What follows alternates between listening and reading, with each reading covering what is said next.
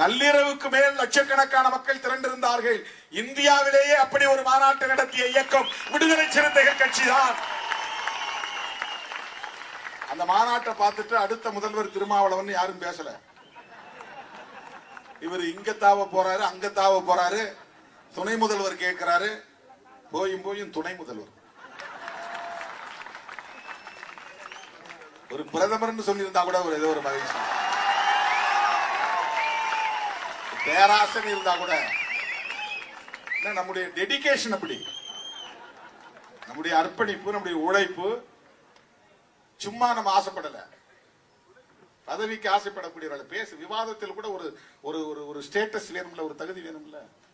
அப்படி வந்து குறைத்து மதிப்பிடுகிறார்கள். அம்பேத்கர் அம்பேத்கர் அம்பேத்கர் எவ்வளவு வயிற்றெரிச்சல் பாருங்க.